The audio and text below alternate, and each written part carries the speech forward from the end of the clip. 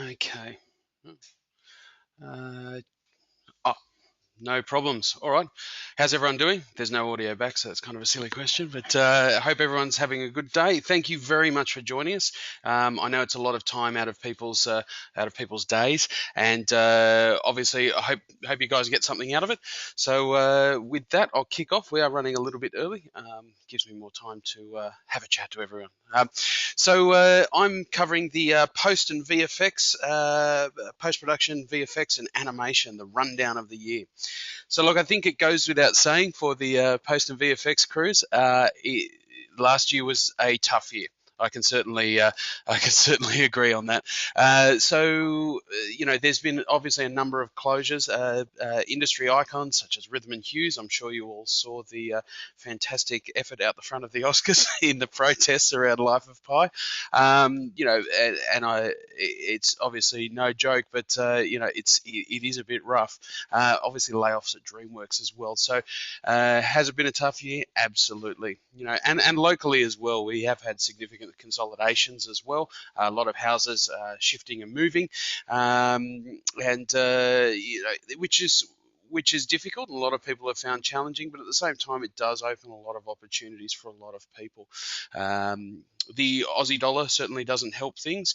I don't want it to sound all doom and gloom, but there has been a number of productions that have been pushed away from Australia. The dollar has dropped a little recently, which was great for our NAB expenses, but at the same time, it is a challenge at the moment. But look, on the plus side, there are a number of a number of productions happening in Australia that are coming up. So the obvious one is the 20,000 Leagues Under the Sea, and obviously there's rumours of more coming. So it's not all doom and gloom, and I think it'll be a good next 12 months as well. Not lots of good new kit, and also we're seeing a significant amount of people doing a lot more TVC work. So very interesting times. But it was certainly felt in the US as well that obviously with the economy the way it is and the way it has been previously, the VFX and animation houses have struggled a little bit as well. So in terms of the overview of the post and VFX market, I think the major takeaway was that everyone does seem to be playing nice with each other. Over the last sort of 4 or 5 years, vendors and software developers have made it an industry of competition and cutting each other's lunches and working hard to say I've got this and you don't have that, and working against each other in a way. But one of the comments that I heard at NAB was everyone seems to be playing nice with everybody, and I think everyone's identified that has been a challenge for quite a long time, and playing nice with everybody is going to net everyone a bit more progress rather than playing like it's a schoolyard. So just to run you through what we'll be talking about in this section, 4K, is that a thing? Yes, it is, and we'll go into that. DaVinci Resolve 10, which is obviously what Matt touched on briefly as well. I'll touch briefly on that as well. The Autodesk side of things, the 3D animation and Smoke on Mac as well. I'll touch briefly on Creative Cloud as well, because that is very, very relevant for the post and VFX markets. Cineware, After Effects and Cinema 4D. Whoa! It's a very, very interesting partnership. Matt's obviously gone through the Avid price drops. There's also a device called Bright Eye, which I'll go through, and the DVS VENICE. So as at the start of the session, we said 4K. 4K, and there was a little bit of 4K there. Yeah, it was all over the show floor, which is good, and it was absolutely fascinating to see. Every stand pretty much had a 4K monitor. Everyone was telling you how they were going to do 4K. Everyone was explaining how they're going to do 4K different to other people, or how they're going to partner together. So everyone was talking about 4K compliance. Now, Avid does 4K, which is fantastic. That'll be in Media Composer 7, which is great. Adobe were quite explicit in saying, yep, Premiere does 4K, and it has done for a little while. And for those of you, if anyone out there is using Vegas, that does 4K as well. So yeah, everyone's having a crack at it, which is good. 4K was massive. If you have a red camera, or if you're looking at buying a red camera, you can go to 6K straight away. They obviously didn't comply with going 4 to 8, but yeah, they need to be different. You know what red are like. NHK decided to go 8K on everyone, so it was a bit nuts. To be honest, the footage that they were showing and the monitor that they were showing, it was absolutely stunning. It was brilliant. I desperately want one for my PlayStation, so I don't know whether my wife's going to let me do that though. However, but I guess the key takeaway for you guys is, do you need to go to 4K right now? So do you need to be ready for 4K? Well, yeah, and no. It's a difficult question in that there's a number of different variables. But cast your mind back. Obviously, last year 3D was a hot topic. Mark mentioned that. I think I got vertigo and motion sickness from the amount of 3D demos I was given. I had about 40 different pairs of glasses when I came back, so it was good fun. But you know, it's certainly petered off a lot more. We haven't seen a hell of a lot of the broadcasters taking that up locally. So is it the biggest and best thing? No. Is that going to be the same for 4K? Not sure. Even before that, the years gone by, HD, when everyone went ballistic over everyone has to do uncompressed HD, and then it wasn't so much that everyone had to do uncompressed HD, everyone had to have the best compressed HD codec. So there is a lot of buzz around 4K.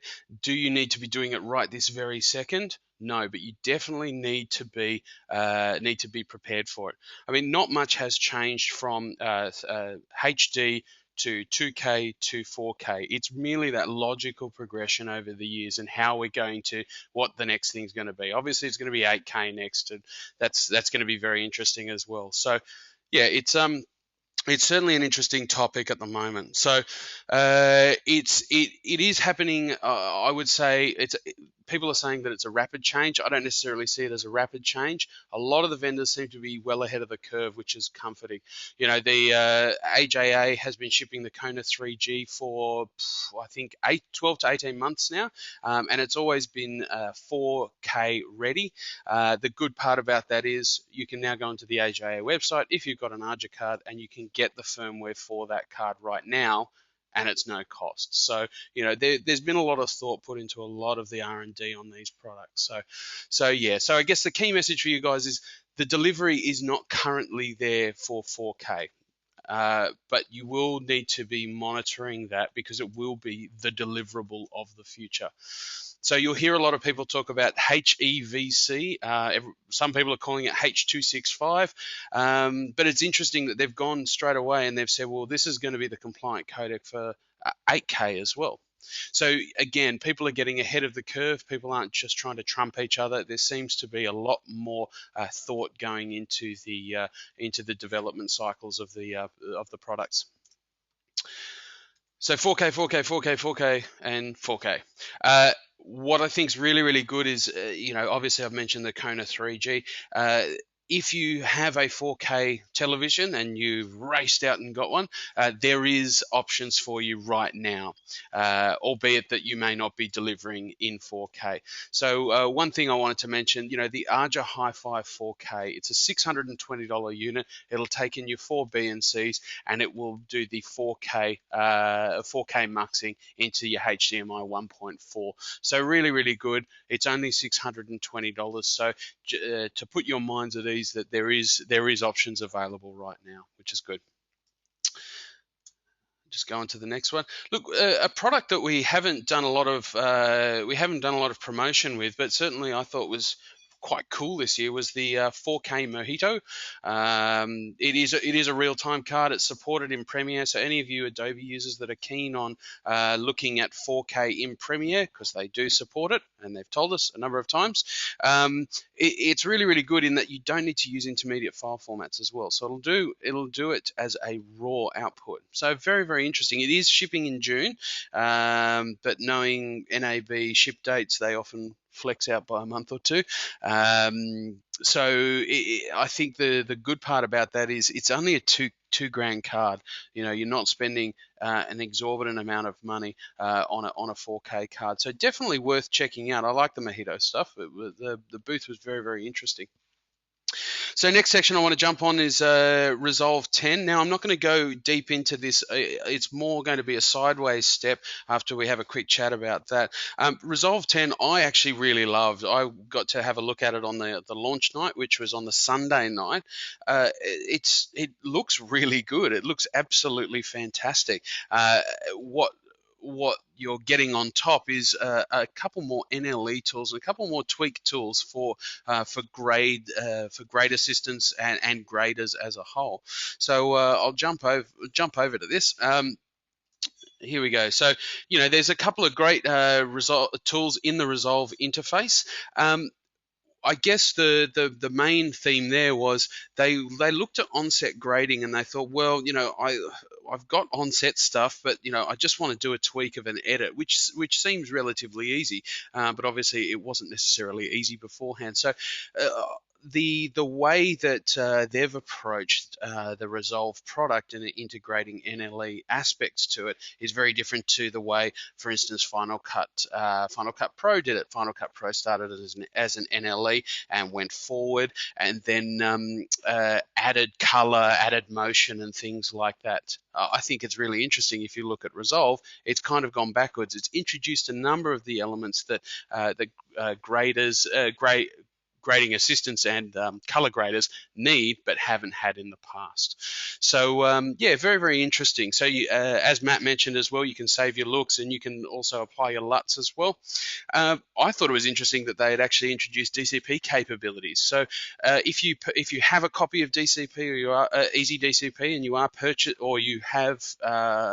you have been looking at it, if you have the DCP elements from Easy DCP, you can actually generate a DCP from Resolve. So it's very, very interesting. So yeah, have a look at that. I think it's very, very cool. So one thing I definitely wanted to stress was there was a conversation that was had around the Resolve booth that I had to jump into because I'm nosy, was that, this could be a competitor for Smoke on Mac. I absolutely disagree with it and had to pull someone up on it. And the reason is it's not a compositing tool. It's not a finishing tool. It's certainly a grading tool, and it's a fantastic grade tool. But could there be more development on this platform? Probably. I think there's going to be a lot more development. Is it going to be a smoke killer, which is what someone else said? I absolutely doubt it.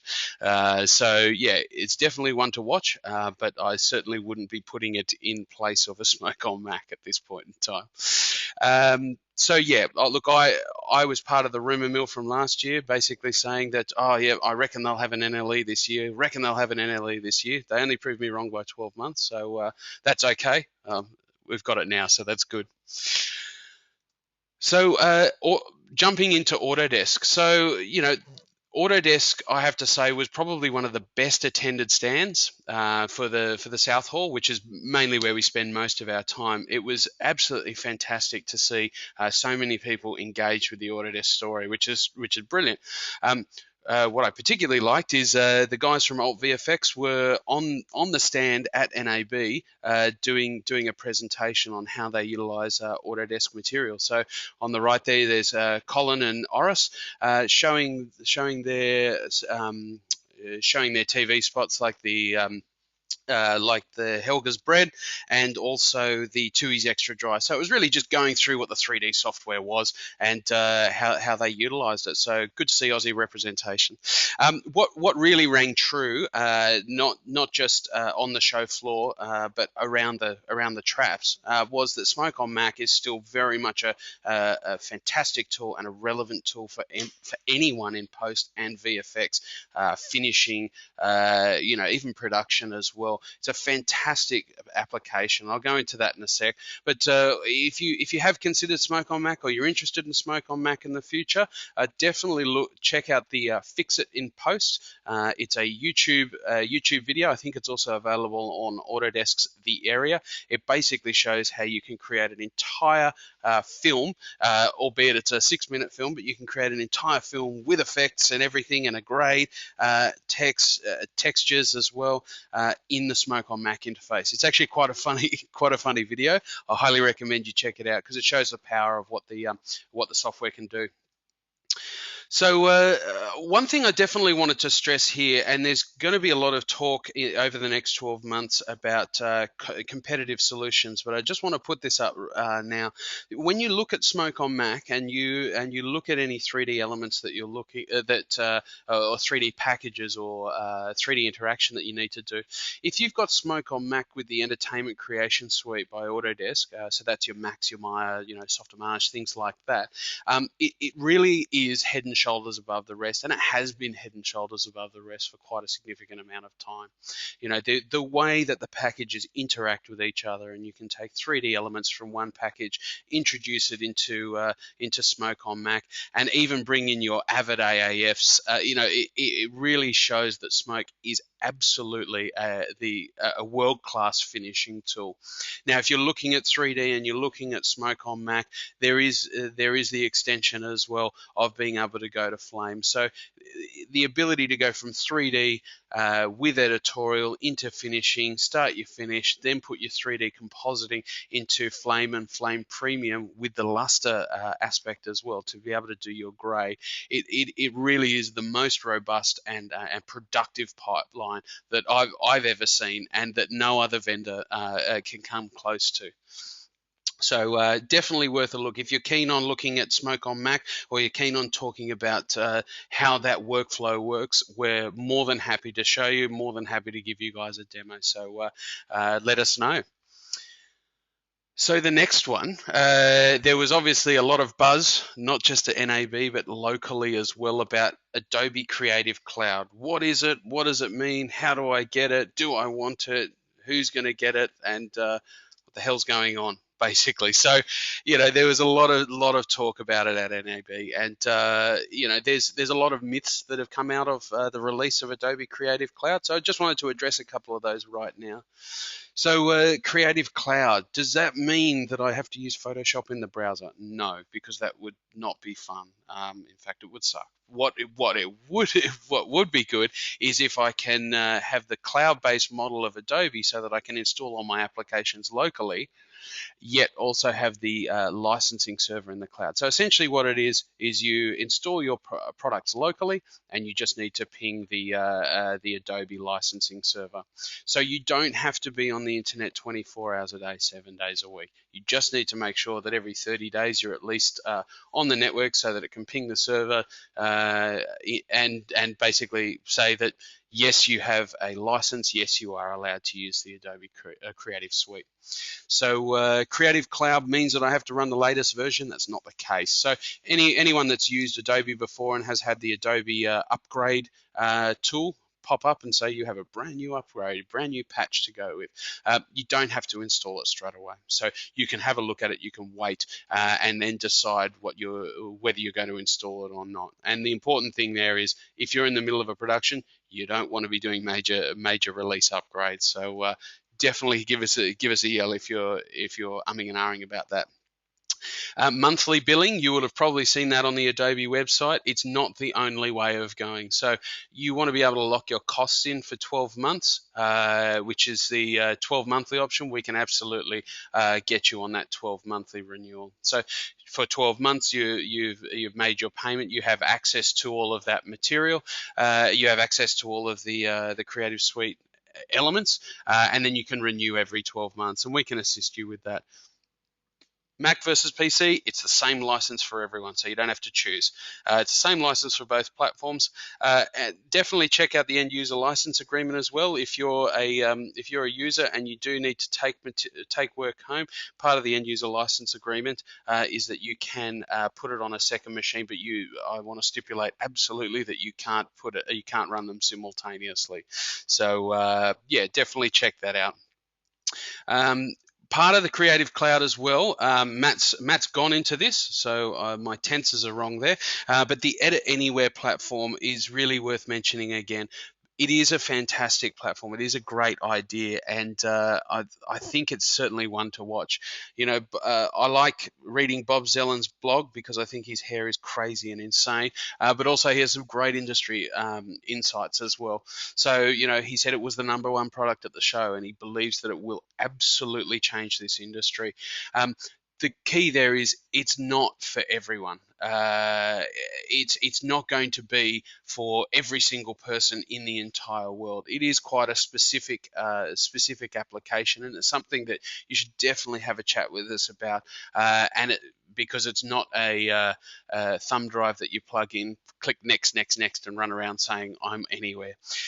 So yeah, definitely give us a call, and if you've got questions about it, we can answer those as well in the question and answer panel. One thing that I thought was quite amazing was the Maxon and Adobe partnership. Now there's still material coming out of that at the moment, and we are waiting to get the Cineware aspect in. But essentially, what it is with the new version of After Effects, you will get a Cinema 4D Lite license inside After Effects. So you'll be able to bring up your Cinema 4D project in After Effects, and you'll be able to bidirectionally work on the same project. And that's just quite incredible. You know, it's what people have wanted for so long from After Effects without having to, render out of Cinema 4D or, take their project out and bring it into After Effects, but something's wrong, and then you've got to go back, and then you've got to go forwards and back and forwards. It has been very, very difficult. Now, the Maxon co-founder and CEO said that the pipeline cannot be found anywhere else to this extent. If he wanted to have an argument with Autodesk, he's more than open to that. It's not necessarily going to be a smoke on Mac killer, but it is going to be an extension to any of you Cinema 4D users that do need to composite, and any of you After Effects users that need to get 3D into your applications as well. So there's a lot more on that. Definitely check out. It's called Cineware by Maxon, and it's a Cinema 4D Lite version. So it is a cut down version of Cinema 4D's current powerful tools, and it will launch directly from the After Effects interface as well. So Avid, I won't dwell on the price drop too much, because I'm sure you've all gone, oh my God, it's so cheap now, when Matt gave the presentation. What I did want to remind everyone is we do have a number of promos running at the moment for the Avid platform. So upgrading your software only. So if you've got any old dongles lying around, Express DV or Express Pro, you can upgrade and you'll get $100 off on that as well. If you've got any of the old parallel port dongles, might as well have a crack at that as well. We did one a couple of years ago, and it was a bit of fun, but we can check that out for you as well. So yeah, I mean the other two promos, it's almost, they're very, very similar. So anyone that's got Meridians floating around, Adrenalines, Mojo Analog SDIs, give us a yell if you want to go to Mojo DX or Nitrous DX. There are two very, very competitive bundles there to get you guys onto the latest platform. So check it out. One cool little device that we found is the Bright Eye. Now, why am I bringing this up? We don't necessarily do a lot of the ensemble design products, but the reason that I'm flagging this one is we thought it was quite cool. You can take in a 3G SDI signal, or a standard HD SDI signal, or an SD SDI signal, but you can actually load a 3D LUT directly into the box itself. So it's a tiny mini converter, and you're able to put a 3D LUT in there. So if you're looking for an inexpensive monitoring option, but you want to put a LUT in that actual box, it will do the LUT as well as do the conversion to HDMI. So if you've got a consumer Panasonic television, it won't be as good as a Sony PVM or a BVM, but it'll get you close, and at a lower cost as well. I'm quickly running out of time, but I definitely want to make sure that we cover DVS. DVS is one of my favorite products. This year, Clipster has added a number of things like ASO2 and IMF support for the Clipster rendering. So that's your DCP creation. What IMF's going to be is it's going to be like DCP for broadcast. That's the premise at the moment. That's what it's been the conversation for the last 2 years. What definitely sets Clipster apart from other DCP encoding tools is definitely the DCP validation tool. It's still a selling point. It's still why people call us daily about Clipster, saying, can we get the 3D validation tool? Absolutely you can. give me a call about Clipster and we can have a look at that for you. The high frame rate renderings as well for DCPs. The reason this one came along, so this is your 48 frames a second and 96 frames a second DCPs. The reason they put this in is obviously because of The Hobbit. So you know, The Hobbit has created that whole pathway of high frame rates. So yeah, it's a very interesting development. So anyone that's looking at high frame rate renderings, give us a call, because I think the Clipster is probably going to be the best bet for you. One thing that I briefly wanted to touch on was the DVS VENICE. So this is going to be more for your post-production houses that don't want to invest in a bucket load of tape decks, or you want to consolidate. So what the DVS VENICE is, it's essentially an I/O box. It's more for the compressed workflows, but you can still do uncompressed. Essentially, what you've got is you've got between a 2 and a 4 channel video server. It's very good for broadcast environments. It's fantastic for post environments as well. And essentially, what it allows you to do is take in 4 individual signals, capture into multiple different codecs, such as ProRes, DNX, XDCAM. AVC Intra is a really interesting one. For the broadcasters, it's really good for the MXF OP1As, which everyone is desperate to get, and funnily enough, GXF files. So GXF has been a struggle for a lot of post houses that are delivering to some broadcasters that require GXF. So definitely a box that you can utilize for that. It still makes sense as well for the VFX community, because if you want to capture DPX, TIFFs, Targas, BMPs, all that sort of stuff, you can absolutely do that as well. So very cool device. I won't bore you with the infinite detail of it, but for the post guys as well, if you've got ISIS and Interplay, which is the production asset management system that Matt was talking about, you can actually have it check those assets directly into the Interplay interface, which is very cool. So again, for the post guys, if you decide to implement Interplay in the future, I would highly recommend looking at this as your ingest platform. So we'll skip over now to the SpicerBox Flex. SpicerBox is one of my favorite sand solutions in the world. The reason being is the form factor is fantastic for a lot of smaller environments, and the speed is unparalleled in that form factor. So it is a StoreNext based SAN, and it's between 28.8 and 96 terabyte storage. So you can choose. There's also 43 terabytes and 72 terabytes on that.